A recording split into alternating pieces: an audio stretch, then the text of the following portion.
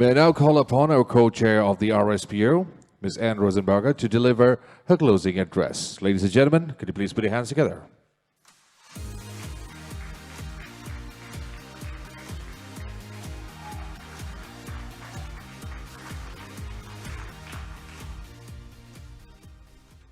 Good afternoon, everyone. Thanks, everyone who's stuck it out and is still in the room here today. I know I stand between everyone and lunch, but I'm honored to be up here today especially as the first female co-chair of the RSPO. And if Sunny's opening remarks yesterday about women in leadership positions and what that means are any kind of a hint about the direction that we're heading in the RSPO, maybe that's good news for our collective environmental intelligence. So good news maybe on that front. This time last year, our General Assembly voted to adopt our very ambitious new principles and criteria. And for those of us who had been in the trenches negotiating the revision of the standard for the last 2 years, this was really a celebratory moment. This marked a major step forward for the credibility of the standard and for its ability to demonstrate that it could help support the implementation of no deforestation, no peat, no exploitation policies. And this is indeed worth celebrating. So now that we have this new standard in place, that means maybe we finally got this whole sustainable palm thing fully sorted now, right? I think it's about time for us to kick back, relax, start planning for our early retirement. Well, I know it might be tempting to ride off into the sunset and relax on one of the beautiful beaches here in Thailand. But with 2020 just a few weeks away, I'm sorry to have to report that some of our toughest work is still in front of us. For one thing, we must recognize that one of the unintended consequences of our new gold standard is that we've made it more difficult for growers, particularly smaller growers, to join the RSPO and to achieve full certification. And while we continue to make steady progress in our production figures, the percent of total global palm oil that is certified is roughly only about 19%. Likewise, while our membership numbers in many categories continue to grow rapidly, in 2018, the number of growers increased by only 3%. So clearly, one of our priorities really needs to be around incentivizing more growers to join the RSPO and to achieve full certification. And yet, we also hear repeatedly from our existing grower members that even at current production levels, the demand for their certified products still isn't where it needs to be. So this starts to feel a bit like a vicious cycle of the blame game. With only a fraction of oil palm being produced sustainably, some oil palm production is still continuing to cause social and environmental problems. The negative stories from these unsustainable practices continue to surface, and it taints the image of the entire industry. These image issues then make the marketing of sustainable palm oil an ongoing challenge, particularly in the already narrow markets where sustainability is valued at a premium. We know, for example, there's a lack of consumer awareness around our logo, and it's not used as much as it is. Consumers don't understand what sustainable palm oil really is. This, in turn, affects demand. Without sufficient demand, the growers struggle to justify costs for sustainability and achieving certification, and then on it goes. So I mention all of this not to dampen enthusiasm over our new standard or the progress that we've made in many areas so far, but rather to get us thinking about how should we focus our efforts moving forward? How do we break this cycle? How do we end the blame game? All of these pieces are all so interconnected that the short and perhaps obvious answer is that no one stakeholder group can do it alone. We need to stop pointing fingers at one another and be more accountable. And this is where this year's theme of shared responsibility comes in. Now, I think it's worth noting that shared responsibility is not a new concept. The recognition that it's our collective responsibility to make sustainable palm oil the norm is a major part of what brought the RSPO together as a multi-stakeholder roundtable in the first place. However, it's only been recently through the work of the Shared Responsibility Task Force and the recommendations that were endorsed by the board just last week that the RSPO really began to tackle how to clearly define roles and responsibilities for all membership categories and how to ensure accountability for living up to these responsibilities. So in the spirit of shared responsibility, I'd like to start with addressing my own constituency, the NGOs. So we all know that sustainable palm oil is in desperate need of a branding makeover. And a big part of this challenge is how to effectively communicate to consumers the sometimes very nuanced message that despite ongoing problems, that supporting sustainable palm oil is actually a better approach for shifting the industry in the right direction than a total boycott.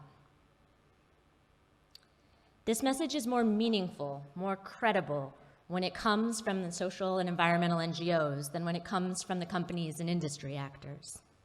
So raising awareness around sustainable palm oil is a way for NGO members to get more involved. This is part of our shared responsibility. So how inspiring was it that earlier this week, and we saw the video and right after Daryl's opening remarks, that a group of 47 zoos and NGOs came together to issue a public statement in support of sustainable palm oil. And this statement was released simultaneously as world-renowned natural historian David Attenborough also mentioned his support of sustainable palm oil on the latest episode of his new series, 7 Worlds, 1 Planet. That being said, it is not the role of NGOs to be the mouthpiece of the palm oil industry, but rather to support those efforts that have the greatest potential for impact, the greatest potential to transform the sustainability of the industry and have impacts on the ground.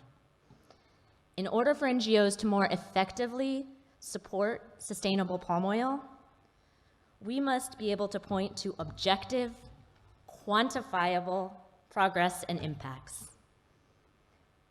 This means that we need confidence not only in the RSPO standard, but how it is being implemented and the assurance systems that are in place to verify that it is being done. This also means that we need better access to data. We need improved transparency on things like the locations of production areas, on corporate structures, on supply chain linkages and traceability information. We also need companies to report on their progress in a consistent and measurable way. When transparency is the norm and robust assurance systems are in place, NGOs will gladly celebrate the victories of the industry as they become verifiable. So one of the most critical, albeit hotly debated, aspects of the new shared responsibility approach has been on volume targets for buyer members. The growers have already committed to a much tougher standard, largely in order to meet the demands of buyers who had already made no deforestation, no peat, no exploitation policies. It is only fair and also absolutely necessary that the growers now step up, or the buyers now step up in a similar way. Not just in your policies, but in your procurement decisions. To put your money where your mouth is, so to speak, and buy more sustainable certified palm oil.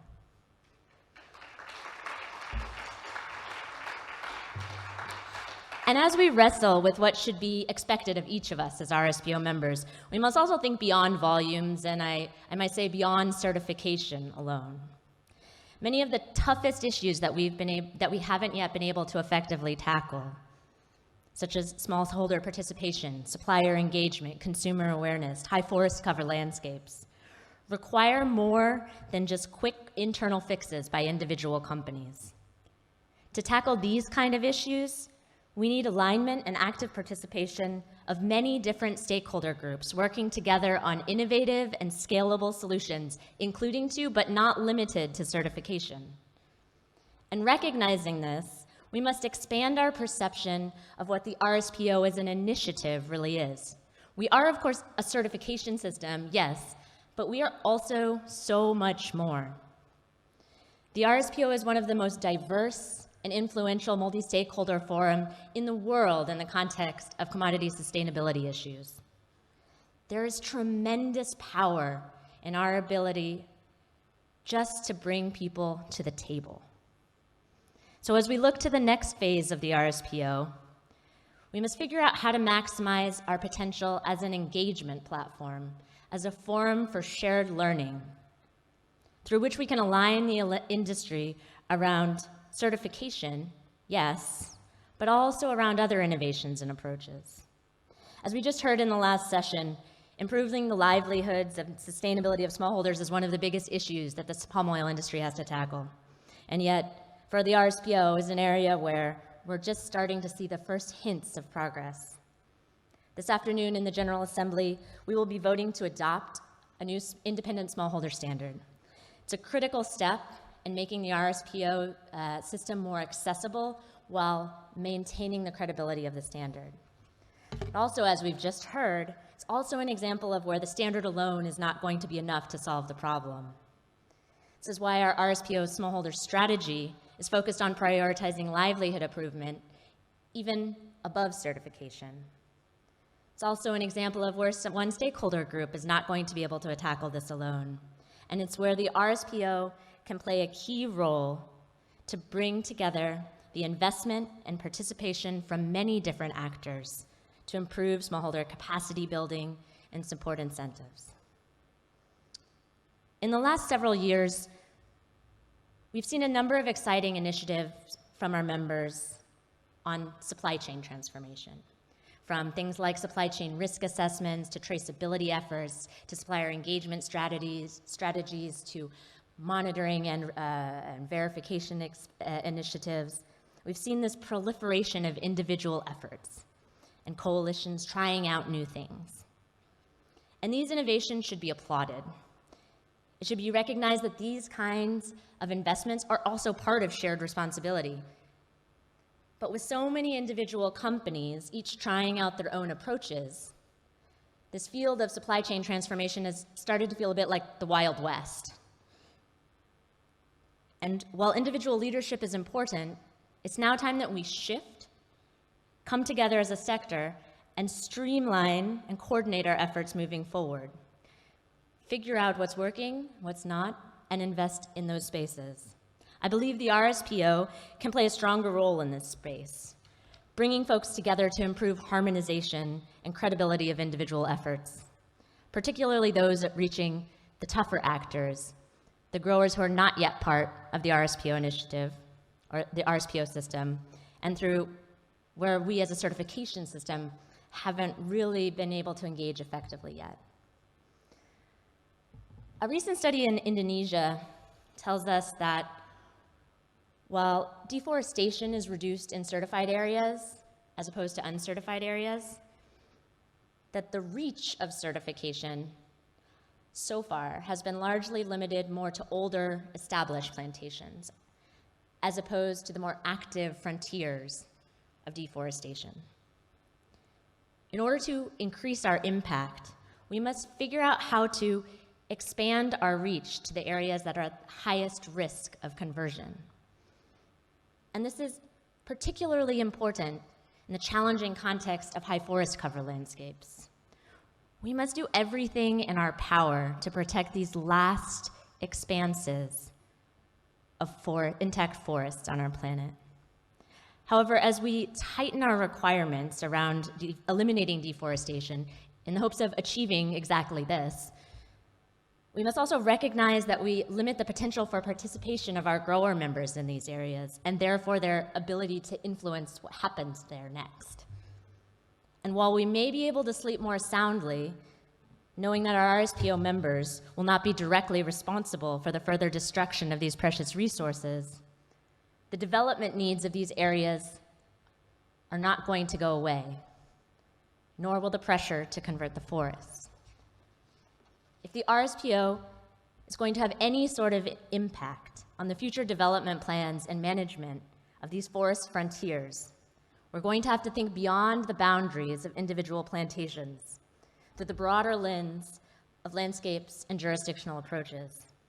Such approaches have the potential to think about land use planning and management in a more meaningful way and bring to the table even a broader set of stakeholders like government actors.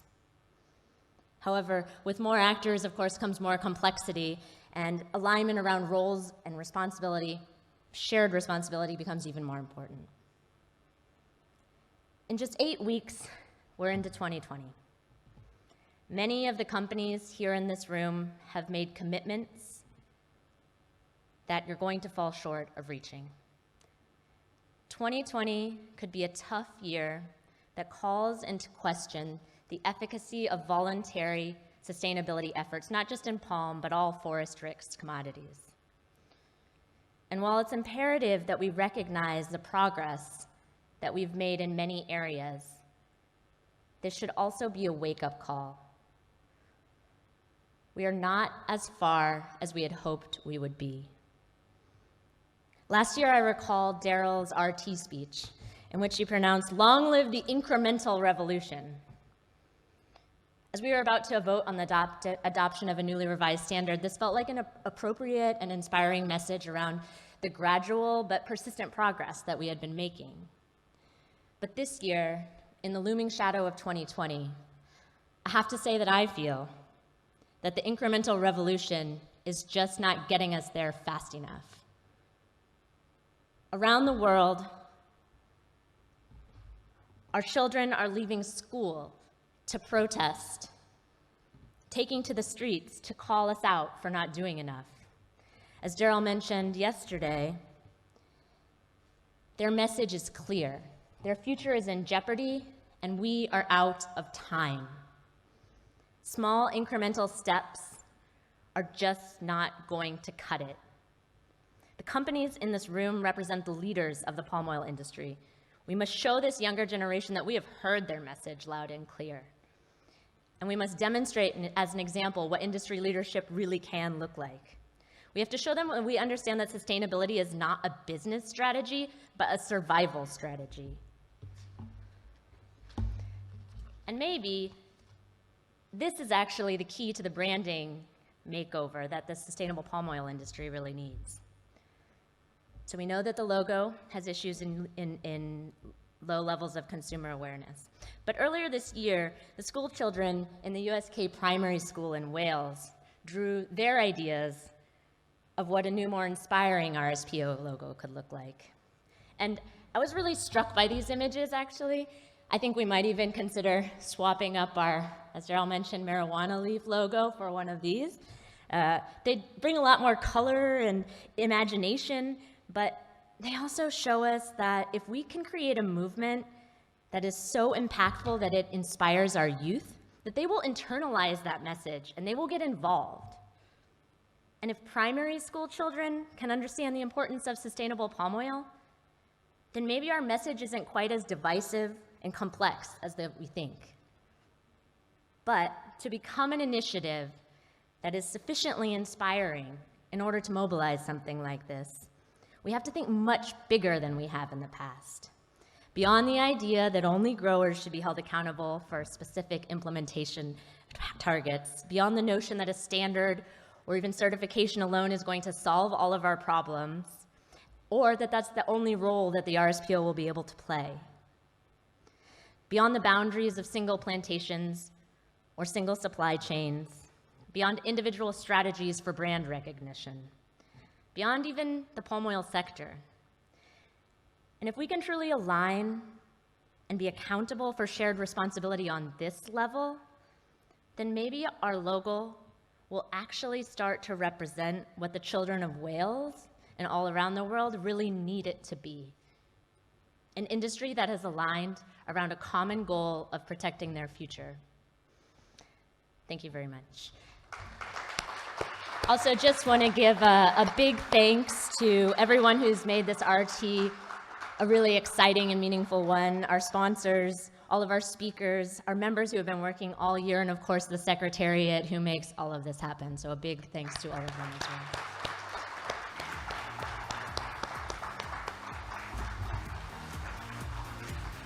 Thank you, Ms. N. Ladies and gentlemen, kindly remain seated as we have a few important announcements to be made before we head on for lunch. Well, the SIS systems, or the simultaneous interpretation system, if you have it with you, please return those receivers before you leave the ballroom area today, and remember to collect your photo identification.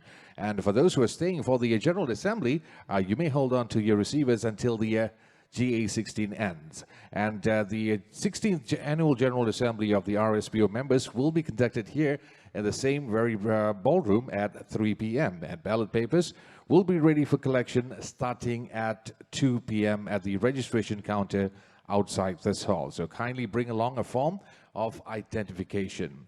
And as this hall will be rearranged for the General Assembly, kindly take along all your belongings. That's right, please don't leave any of your belongings behind. Double check, cross check, bags, handbags, handphones and such. Yeah, please do take them with you. And with that, ladies and gentlemen, I guess we have now come to the close of RT17. And we would like to thank everyone here for your invaluable contributions. And we look forward to your participation once again at RT18. See you all, ladies and gentlemen. And well, we'll invite you. We'd like to invite you for lunch too right now. Do enjoy your lunch. Bon appetit.